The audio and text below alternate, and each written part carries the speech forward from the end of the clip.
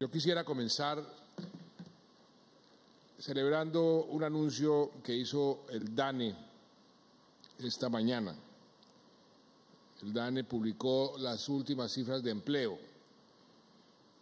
el empleo para el mes de enero.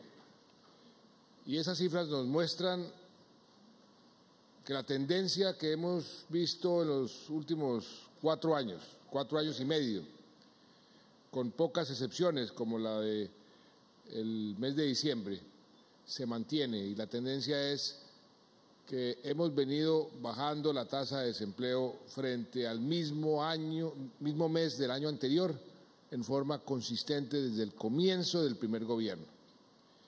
Esas cifras son muy alentadoras también porque es el desempleo en el mes de enero más bajo de este siglo, y desde que se llevan las cifras de desempleo en la forma como se llevan en este momento.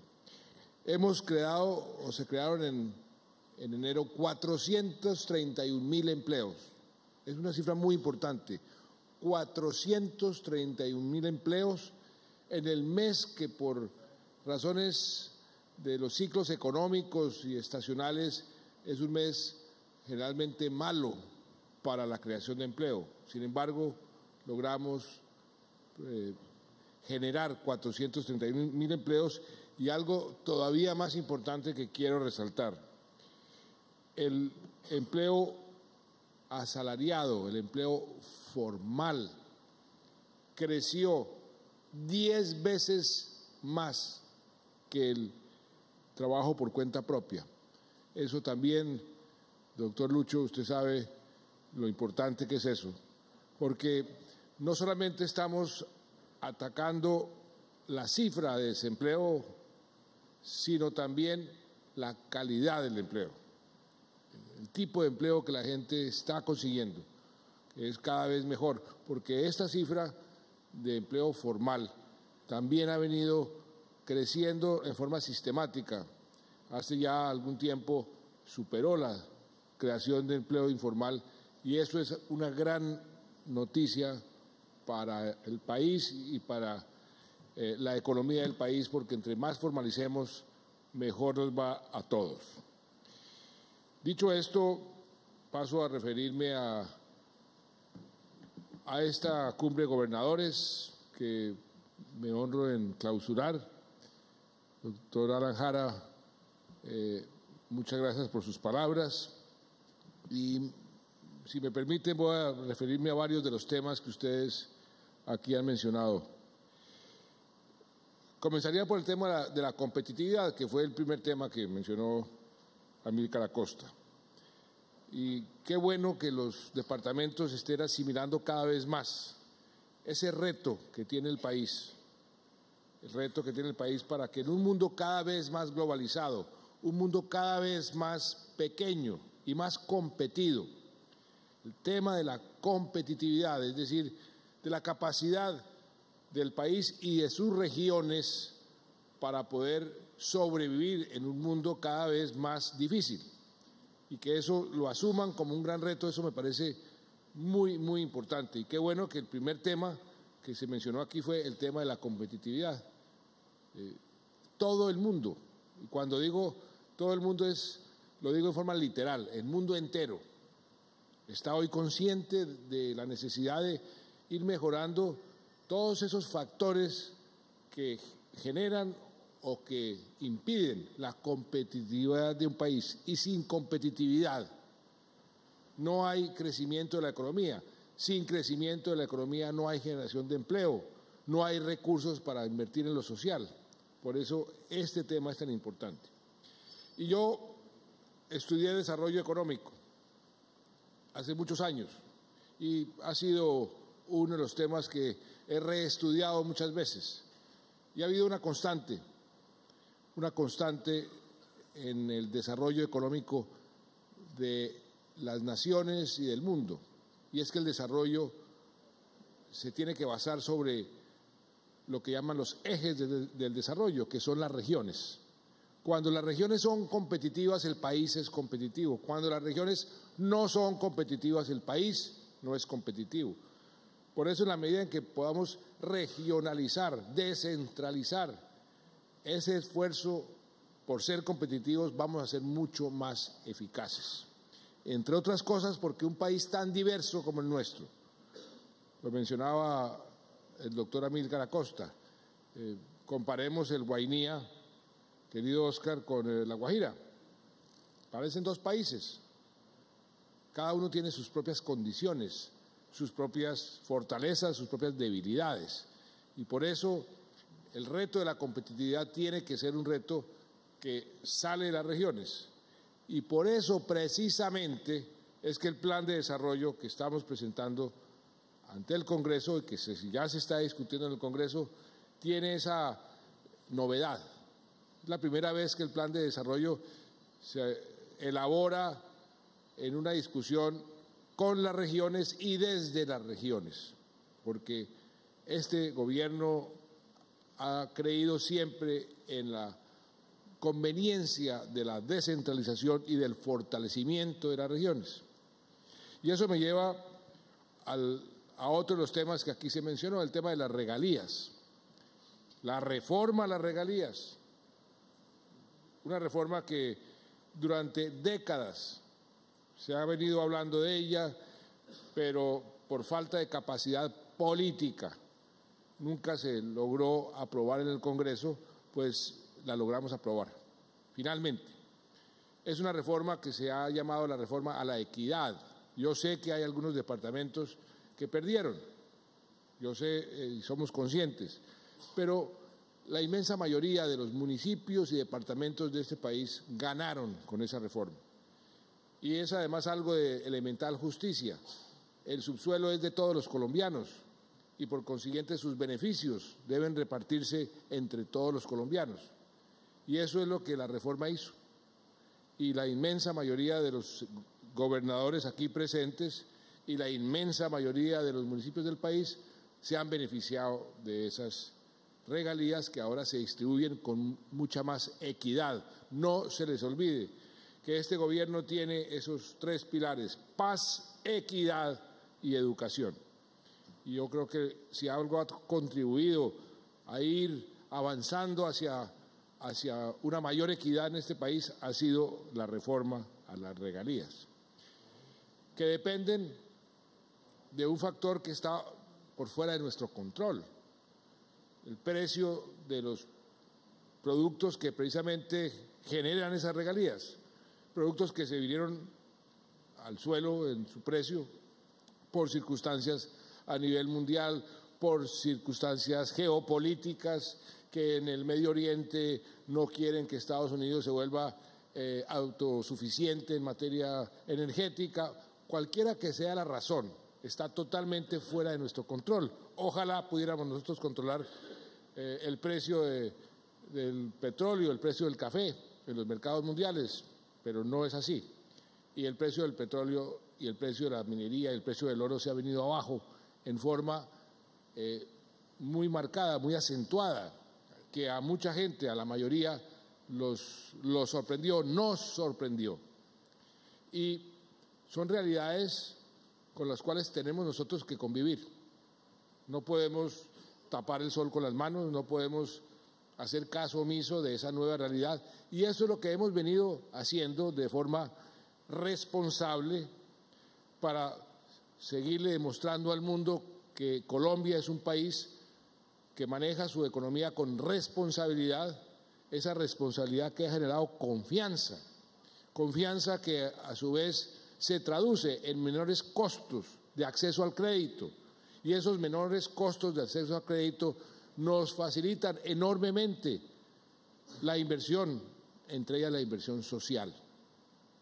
Todo está comunicado y por eso hemos venido actuando con esa responsabilidad para mantener la confianza del mundo entero, de las instancias internacionales, de los inversionistas, de los compradores de nuestros bonos en Colombia, pero también con unos principios que son principios fundamentales de mi gobierno. Esos ajustes que estamos haciendo, que tenemos que hacer, que no podemos evitar, podemos también dirigirlos de forma tal que no afecten o afecten lo menos posible a los más vulnerables. Y ahí es donde se demuestra el talante de un gobierno. A quién, cuando tocan tomar decisiones difíciles, ¿a quién protegemos? ¿A quién tratamos de beneficiar o de perjudicar lo menos?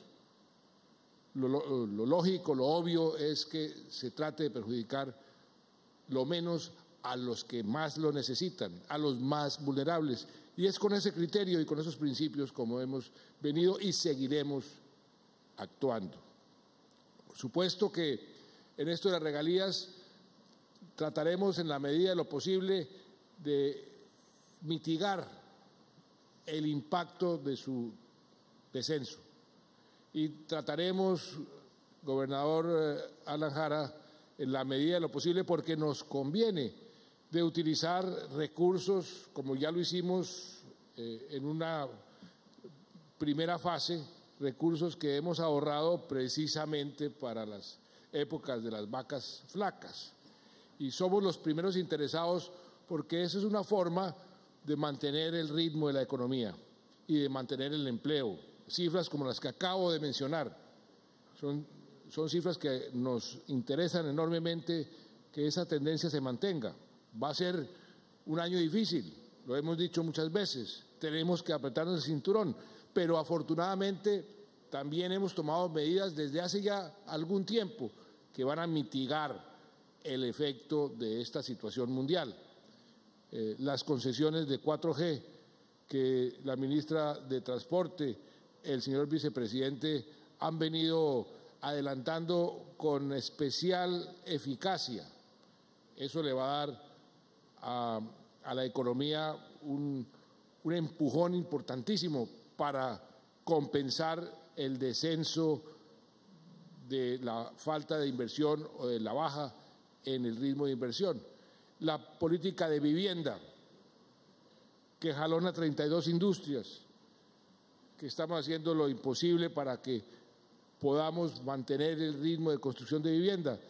Esa es otra de las formas de mitigar los efectos de esta baja del precio del petróleo. De manera que ahí lo que tenemos es que trabajar juntos, señores gobernadores, para poder rendir al máximo lo que tenemos a nuestra disposición. Tengan la seguridad de que nosotros en el gobierno lo que queremos es que se hagan las inversiones de la mejor forma posible, que le lleguen a la gente, que la gente las pueda percibir y las pueda gozar. Ustedes saben, no nos digamos mentiras, que no en sus gobiernos respectivos aquí los gobernadores, pero durante muchas décadas esas regalías se despilfarraron en su departamento, gobernador Jara, en muchos departamentos. Cuando uno dice, ¿qué se hicieron estas regalías? ¿Dónde están esas ingentes sumas de dinero que se generaron por las regalías? Y la gente dice, pues por aquí no pasaron. Pues eso no va a pasar en mi gobierno y no está pasando. Esas regalías se están sembrando y se van a seguir sembrando de la mejor forma posible. Estamos haciendo, como en muchos frentes, camino al andar. Estamos tratando de buscar la forma mejor y más efectiva y más eficiente para tomar decisiones para que hacia el futuro tengamos los mejores mecanismos posibles en una cogobernanza entre gobierno nacional, gobiernos departamentales, gobiernos municipales. Y eso es lo que hemos venido haciendo. Si nos equivocamos aquí, corrijamos. Este gobierno no es un gobierno soberbio, no es un gobierno testarudo y es un gobierno dispuesto a rectificar cualquier error que cometemos. Y hemos cometido muchos y los hemos rectificado y los seguiremos rectificando. Si el artículo del plan de desarrollo, me sorprendió escuchar esa observación en este momento, donde se autoriza que el gobierno nacional pueda proponer a los OCAD, no gustó yo realmente no entiendo por qué no puede haber gustado, sino simplemente es dentro de la filosofía de la utilización de las regalías como cofinanciador de los planes regionales de desarrollo. Muchas veces, muchos departamentos no tienen ni siquiera la posibilidad de estructurar proyectos, y que el gobierno nacional ayude a estructurarlos, ayude a presentarlos, me parece que no tiene ningún inconveniente y no es una señal de querer acaparar o querer centralizar esos recursos. Todo lo contrario, lo que queremos es que cada vez más los municipios que hoy no tienen capacidad para presentar proyectos tengan. Por eso le he dicho a Planeación Nacional desde hace ya algún tiempo, una de las labores importantes es la de capacitar a los municipios para que puedan presentar proyectos. Son muchos los municipios de Colombia que no tienen ni siquiera esa capacidad. Y en ese orden de ideas, pues trabajemos juntos para hacer rendir los recursos de la mejor forma posible. El tema de la salud, fundamental. Sancionamos hace unos días una ley que para mí es de las más importantes que hemos logrado en este gobierno, la ley estatutaria que consagra el derecho a la salud como un derecho fundamental. La Constitución del 91 fue una constitución diseñada para defender los derechos de los ciudadanos. Es una constitución garantista, como pocas en el mundo. Es muy garantista. Y esta es la primera vez que se desarrolla un derecho y se establece como un derecho fundamental, y es el derecho a la salud. Eso tiene implicaciones importantísimas, porque, como lo hemos dicho, los pacientes dejamos de ser clientes. Los pacientes ahora son sujetos de derecho y no pueden llegar a un hospital y el hospital le dice no lo puedo recibir porque usted no está inscrito en la EPS o no está inscrito o le falta X papel o Y. No, esto es un derecho que se tiene que cumplir, pero para cumplir ese derecho, para satisfacerlo, se requiere un sistema eficiente y efectivo. Nosotros tenemos un sistema que hemos venido desarrollando desde hace ya algún tiempo y hemos venido mejorando. En el caso de este gobierno, recibimos un sistema de salud en cuidados intensivos con pronósticos realmente reservados. El sistema iba a colapsar.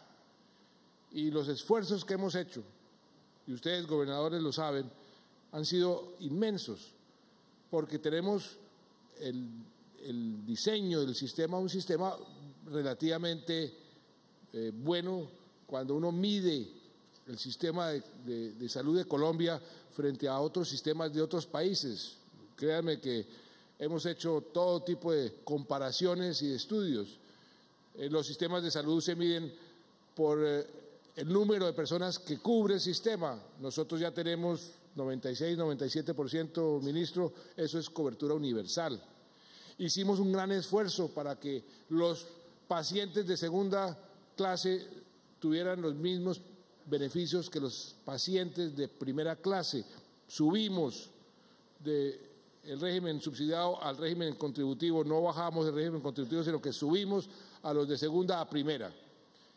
Y a una primera bastante generosa, porque el número de tratamientos que cubre el sistema en Colombia, comparado con el número de tratamientos que cubren los demás sistemas en otras partes del mundo, es un sistema muy generoso. Entonces, se combina una cobertura universal, un sistema muy generoso en número de tratamientos que cubre, y eso se traduce en algo que también es una medición sobre la bondad o no de un sistema en cualquier país. ¿Cuánto tienen los ciudadanos que sacar de su propio bolsillo para pagar por la salud? Y Colombia es uno de los países donde esa cifra es menor. Ahora, que nos falta mucho camino por recorrer, por supuesto. Aquí se mencionaba lo de el pago de facilitar el pago de las EPS a los hospitales. El sistema, la parte financiera del sistema la hemos venido poco a poco mejorando con medidas directas, el pago directo a los hospitales, la lucha contra la corrupción, lo que hemos ahorrado solamente por eso son sumas muy importantes, más de casi 2,5 billones de pesos. Lo que hicimos con el control a los precios de los medicamentos, que se volvió un ejemplo a nivel mundial. Ustedes sufrían ese sistema que teníamos, donde en Colombia teníamos que pagar uno de los precios más altos del mundo por muchos medicamentos, por muchísimos medicamentos. Hoy eso ya no es una realidad. Hoy estamos controlando en forma justa, porque todo el mundo ha venido a decir cómo es que lo están haciendo, que todo el mundo quedó contento, hasta las propias fabricantes han tenido que aceptar que este control era necesario. ¿Para bien de quién? Del paciente, que es nuestro principal objetivo. Y ahora tenemos que hacer todo un esfuerzo para reducir el número de minutos o de horas que tienen que esperar en los hospitales, el número de días que tienen que esperar para que los atienda un especialista. En eso estamos trabajando y hay que trabajar de la mano de ustedes, señores gobernadores, porque ustedes son protagonistas principalísimos en este sistema de salud que tenemos en nuestro país. En cuanto al tema muy importante, y qué bueno, Ana Jara, que usted lo haya mencionado en esa forma: paz y seguridad. Y qué bueno que usted, este relato que acaba de hacer me llegó al corazón. El río Inírida fue esa autopista que tenemos que lo llevó usted a la libertad, y que el mismo cielo que usted vio era el cielo que ayer vio cuando nuestro querido gobernador lo llevó a unas de esas maravillosas playas de este río. La paz que estamos buscando nos va a dar mucha más seguridad. Aquí han querido traer el cuento, la mentira. Ojo con la paz, porque nos va a traer más inseguridad. Eso es un contrasentido, no tiene ni pies ni cabeza. La paz es más seguridad, y les voy a explicar, entre otros muchos motivos, por qué. Aparte de que dejamos una guerra, y la guerra es lo que más víctimas produce y más inseguridad produce. Aparte de eso, los señores miembros de nuestras fuerzas militares y de nuestra policía, que hoy dedican ingentes energías para combatir esta guerra con mucho éxito, porque si no tuviera éxito no estaríamos hablando de paz. Todas esas energías que el país consume en esta guerra las puede direccionar, entre otras cosas, para dar más seguridad a los ciudadanos en todas partes. ¿Qué nos piden los ciudadanos? Más policías, más presencia de la fuerza pública. ¿Por qué no podemos tener más policías y más presencia de la fuerza pública? Porque muchos de ellos están en la guerra, y eso lo podemos refocalizar, reorientar hacia darle más seguridad en las ciudades y en el campo a los ciudadanos. Por eso, qué bueno que usted haya traído ese tema, porque la paz, lo que nos va a dar, entre los muchísimos dividendos, es más seguridad. Y hablando de seguridad, estamos haciendo unos esfuerzos enormes y tenemos que hacer unos esfuerzos aún mayores, general Palomino. Usted lo sabe perfectamente porque usted estuvo presente en la reunión esta semana del Consejo Nacional de Seguridad, que se reúne cada cierto tiempo. Hacía muchos meses no nos reuníamos, y ese consejo se dedicó exclusivamente al tema de las BACRIM, de las bandas criminales, de ese fenómeno que hemos venido combatiendo con mucho éxito, en el sentido de que hemos descabezado todas las bandas criminales que operaban con injerencia nacional hace año y medio. Todos esos cabecillas los hemos venido capturando, dando de baja aquí o en el exterior. Pero esas bandas criminales tienen una gran capacidad de reciclarse y tenemos que hacer un esfuerzo aún mayor, porque esas bandas también se subdividen, entonces se vuelven unas banditas, pero no por ser banditas dejan de ser menos letales, menos criminales, y entonces a esas banditas también tenemos que caerles con todo el peso de la ley y de la fuerza pública, y eso es lo que estamos diseñando, un plan especial con la Fiscalía. La Fiscalía juega un papel fundamental y con los jueces. Los jueces juegan también un papel muy importante para arreciar ahí sí la lucha contra estas bandas criminales, que también es un preámbulo al posconflicto, para irnos preparando y anticipando precisamente para que haya más seguridad el día que ojalá se presente en que firmemos la paz. Y ustedes, señores gobernadores, tienen que jugar un papel importantísimo. Ustedes son las cabezas de sus departamentos, responsables, corresponsables en materia de seguridad. Y qué bueno también que estén hablando desde ya sobre el posconflicto. El posconflicto, como lo hemos discutido muchas veces con ustedes, pues tiene que ser un esfuerzo colectivo. Y la paz, como aquí también se ha dicho muchas veces, la paz proviene y debe ser territorial, y el posconflicto también. Y en la medida en que podamos articular todos nuestros esfuerzos, todos esos proyectos en muchos de los departamentos que hoy están aquí presentes, que puedan visualizar el tipo de proyectos que podrían ser realmente convenientes en el posconflicto, bienvenido sea esas iniciativas para empaquetarlas dentro del gran, digamos, el gran abanico de proyectos hacia el posconflicto, para ir a la comunidad internacional a decirles, querido gobernador Óscar Rodríguez, usted puede aprovechar del posconflicto de muchísimas formas, presentando proyectos que la comunidad internacional va a estar muy interesada en financiar porque son los temas que a la comunidad internacional más le interesa: la biodiversidad, la lucha contra el cambio climático, la lucha contra la emisión de gases con efecto invernadero, y ustedes aquí tienen unos planes muy especiales. Lo que me lleva también al tema que es el tema de esta cumbre de gobernadores, cómo me complace que el tema de la biodiversidad, el tema de cómo mantener nuestra riqueza en materia de biodiversidad, cómo adaptarnos a un mundo que está luchando por su supervivencia.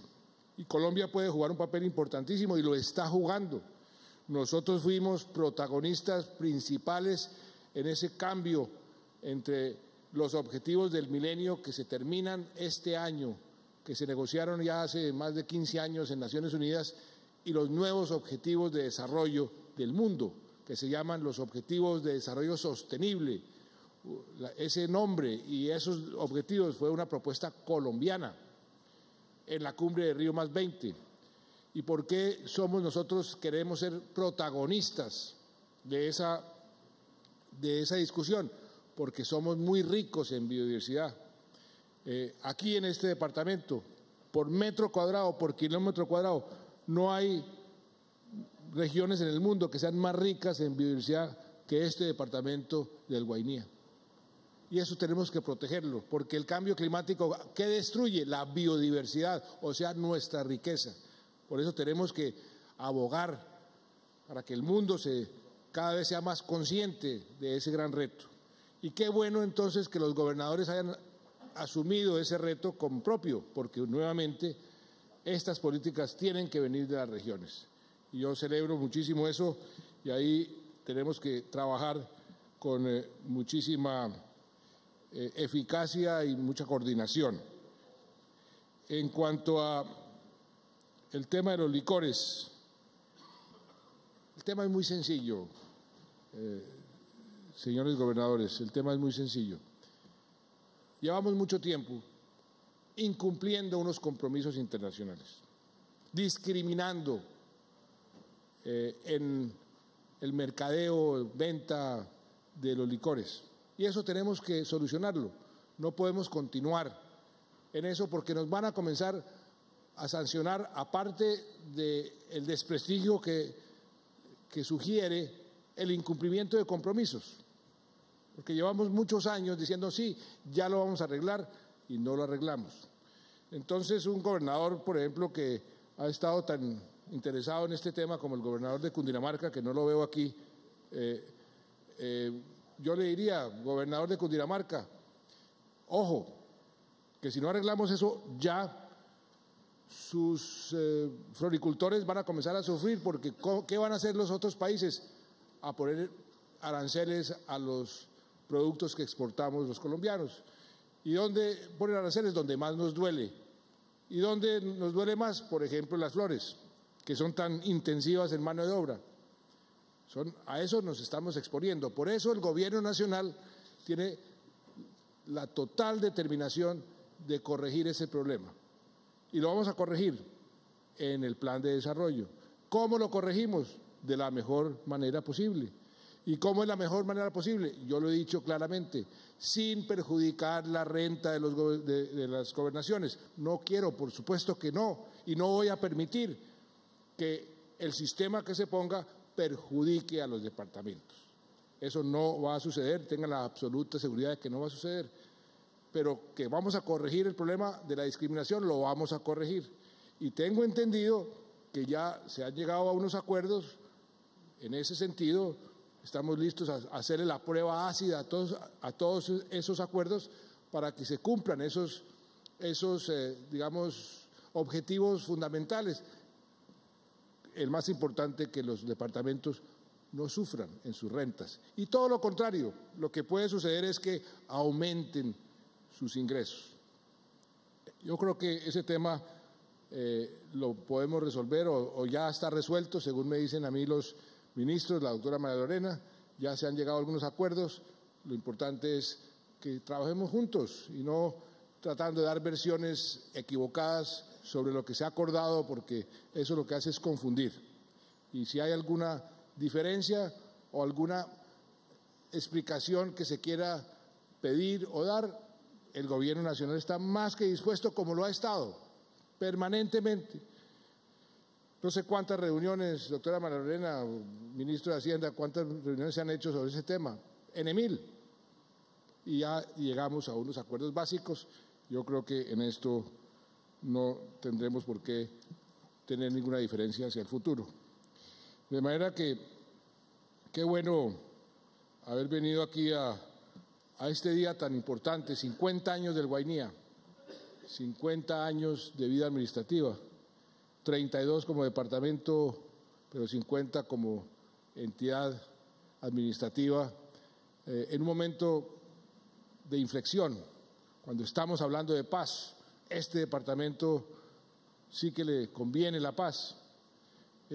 Cuando estamos hablando del futuro del país basado en biodiversidad, este departamento va a ser jugador importantísimo. Y qué bueno que aquí vino ayer el alcalde, exalcalde, ex candidato presidencial, mi muy noble contendor en las elecciones del 2010 y ahora compañero en la búsqueda de la paz. Aquí vino Antanas Mockus y desde Inírida, desde el Guainía. Yo mencionaba ahora, el Guainía es el departamento donde los homicidios por cada 100.000 habitantes están en el nivel más bajo de todo el país. O sea que es el departamento donde más se respeta la vida. Y desde aquí, el Antanas Mockus me invitó ayer a marchar por la vida el próximo 8 de marzo.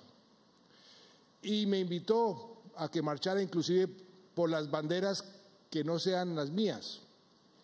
Y yo quiero decirle a Antanas Mockus y al país que acepto esa invitación.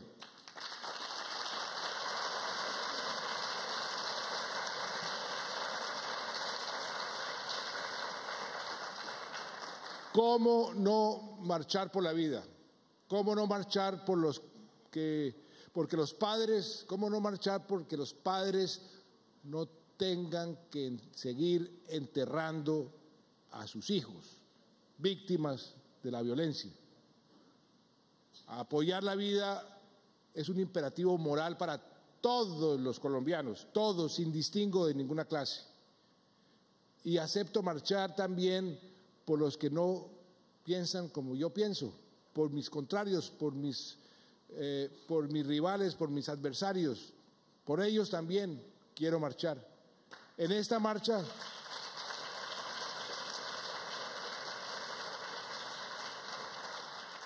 yo los invito, como presidente de la República y también como colombiano, como un humilde colombiano más, a que no le pongamos tinte político a esta marcha. Así pensemos diferente, todos debemos unirnos por la defensa de la vida. Como presidente he defendido y defenderé siempre la vida de quienes no están de acuerdo conmigo.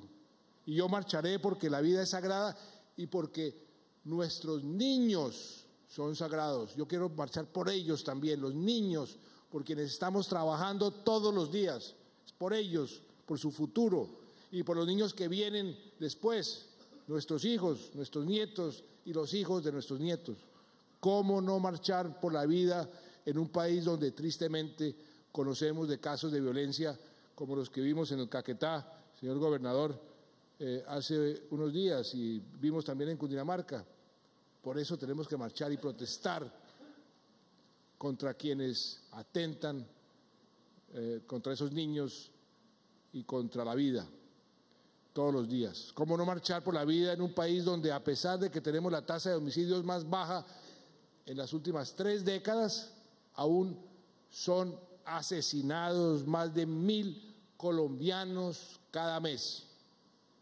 Yo también digo, y todos los colombianos decimos, la vida es sagrada, nuestros niños son sagrados y por eso yo marcho por la vida y espero que todos los colombianos marchen también. Muchas gracias. Y esta es la camiseta que me voy a poner, mire. Esta es la camiseta que me voy a poner. ¿Cómo no marchar por la vida? Yo marcho por la paz sin impunidad.